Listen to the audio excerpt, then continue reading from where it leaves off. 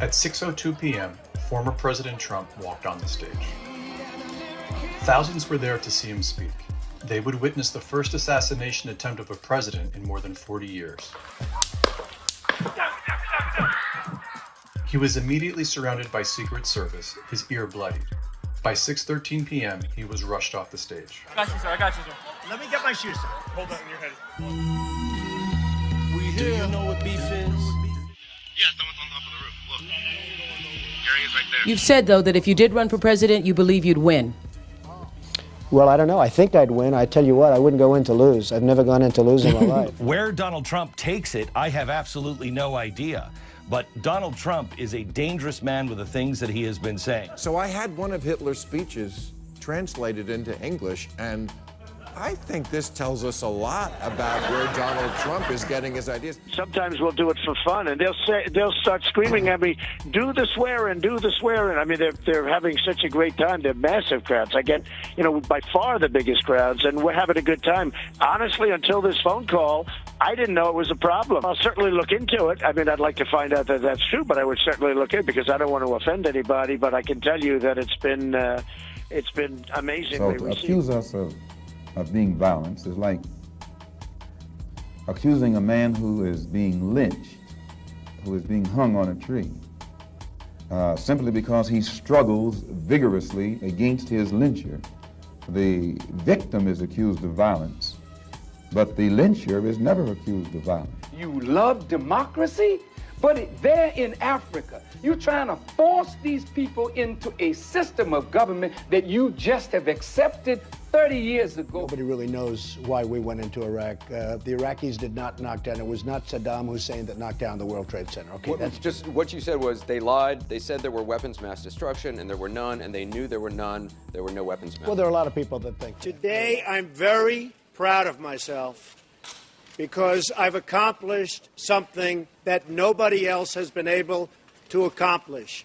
I was just informed while on the helicopter that our president has finally released a birth certificate. I'd want to look at it, but I hope it's true so that we can get on to much more important matters so the press can stop asking me questions. He should have done it a long time ago. Why he didn't do it when the Clintons asked for it, why he didn't do it when everybody else was asking for it, I don't know. Donald Trump is here tonight. Now, I know that he's taken some flack lately, but no one is happier, no one is prouder to put this birth certificate matter to rest than the Donald. And that's because he can finally get back to focusing on the issues that matter. Like, did we fake the moon landing? What really happened in Roswell? And where are Biggie and Tupac?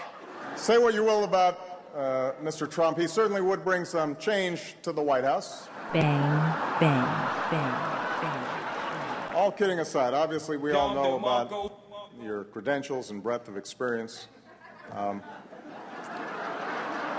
For example, no, seriously, just recently in an episode of Celebrity Apprentice, at the steakhouse, the men's cooking team did not impress the judges from Omaha Steaks. And there was a lot of blame to go around, but you, Mr. Trump, recognized that the real problem was a lack of leadership. And so ultimately you didn't blame Little John or Meatloaf. You fired Gary Busey. And these are the kind of decisions that would keep me up at night. But Donald Trump wins Wisconsin, surpassing the 270 electoral votes. He would need to take the presidency. That is what we are seeing on this screen.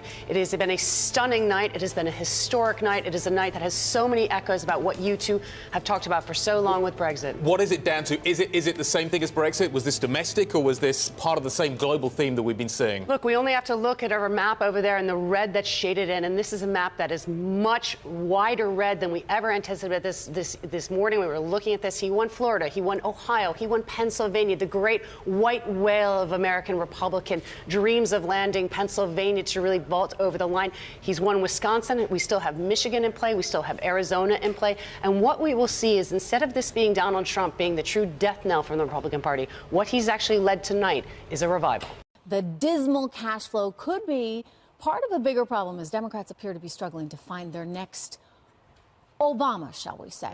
Patty Silas Doyle, who managed Hillary Clinton's 2008 White House run, tells The Hill, quote, "There's a definite yearning for who's my next great love." And the problem is we're really not loving anyone that we see. Meanwhile, you two were standing around finger popping each other's assholes. We're not finger popping each other's assholes. What we're doing is getting shit done. I believe in this country. I believe in the American people. I believe that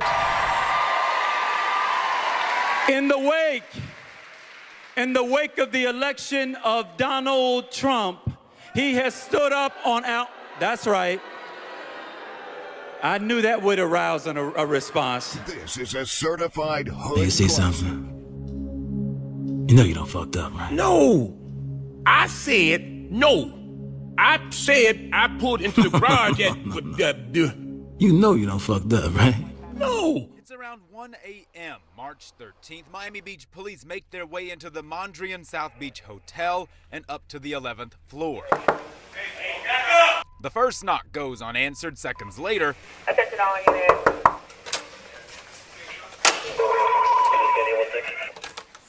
That's when things literally get blurry for privacy reasons. The audio also goes silent. Police encounter a man barely dressed, if at all. You can make out what appears to be Miami Beach fire rescue medics moving around the room. At one point, police direct what appears to be a nude man to the bathroom. He's questioned and later takes a seat. The call came in about a suspected drug overdose. Andrew Gillum, husband, father, and rising star in the Democratic Party, the first black nominee of a major party when he ran for Florida governor, was one of 3 men found inside that hotel room. Police say Aldo Mejias came back to the room where he found Gillum and Travis Dyson under the influence of an unknown substance. Gillum, who'd reportedly been found vomiting in the bathroom, was later allowed to leave the hotel to go home. Police also released these photos showing the mess left behind: stained pillowcases and sheets, pills and bottles of pills spilled in various places. Police also removed what they suspected to be 3 small bags of crystal meth. Tough break, nigga.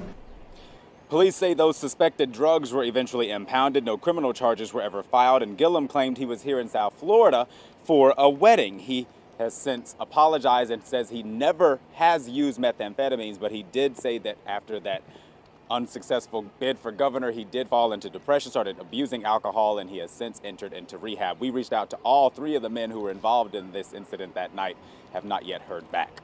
We're live here in Miami Beach. Larry Livingston, Local 10. 7:30, and as Republicans take control of the House, Hunter Biden, the president's son, will be a target for investigations. And that means data from a laptop reported to belong to Biden could be crucial to the investigatory process. During the 2020 election, versions were widely shared by Republican operatives, including Rudy Giuliani. We have the entire hard drive.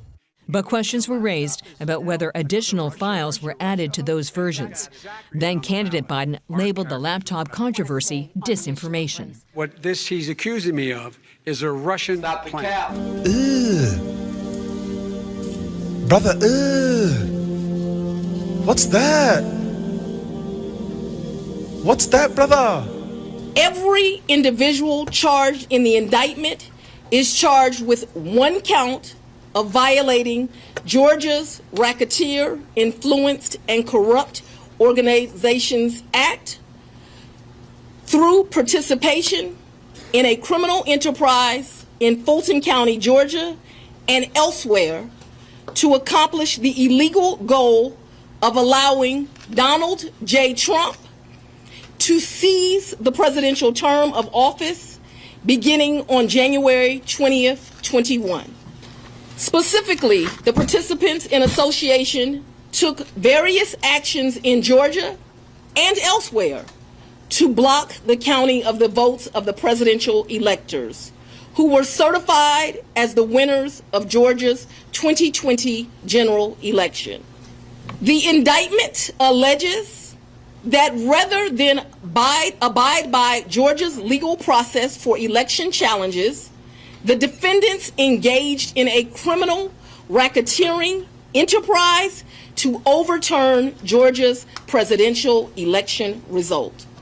Subsequent to the indictment, as is the normal process in Georgia law, the grand jury issued arrest warrants for those who are charged. I am giving the defendants the opportunity to voluntarily surrender no later than noon on Friday, the 25th day of August, 2023. Do I intend to try the 19 defendants in this indictment together? Yes. Fulton County DA Fani Willis was defiant under questioning over her personal relationship with a colleague. Trump and co-defendants want the case against them thrown out, but Willis says it's all just a distraction. It is a lie. It is a lie. Fiery and fierce. Don't be cute with me and then think that you're not going to get an answer. A defiant Fulton County District Attorney Fani Willis took the stand to defend her personal relationship with a special prosecutor she hired, Nathan Wade. Mr. Wade, I would say, has been my friend since 2020. Several of the co-defendants in the 2020 election interference case looked on while former President Trump slammed the testimony as a scam. You think I'm on trial? These people are on trial for trying to steal an election in 2020. I'm not on trial, no matter how hard you try to put me on trial. Lying ass. And we have breaking news. The judge has dismissed some of the charges against former President Trump in the Georgia election interference case. Hey, don't play with me, play with your bitch. Let's go. Donald Trump is a convicted criminal. He's convicted.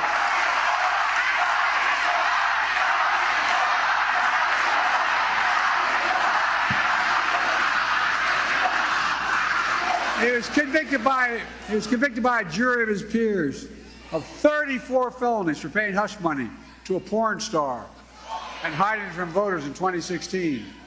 Donald Trump was found liable for sexual assault by a judge who told us not to be fooled by Trump's brushing it off. Here's what the judge wrote, quote, the judge in that case wrote, Mr. Trump attempt to minimize sexual abuse, finding it frivolous. Mr. Trump raped her. No, I mean, it's the judge's language, not mine. Raped her. As many people understand the word rape. And $40 more at 3 a.m. We know you want it. Have known that this was not the end. It was only the beginning of our fight to rescue the American dream. And it's a word you don't use, 2 words. I don't want to be Joe. It's 2 words, American dream. That was not good what he did. There are a lot of bad things, like going to Idaho and saying, welcome to the state of Florida. I really love it. In order to make America great and glorious again, I am tonight announcing my candidacy for President of the United States.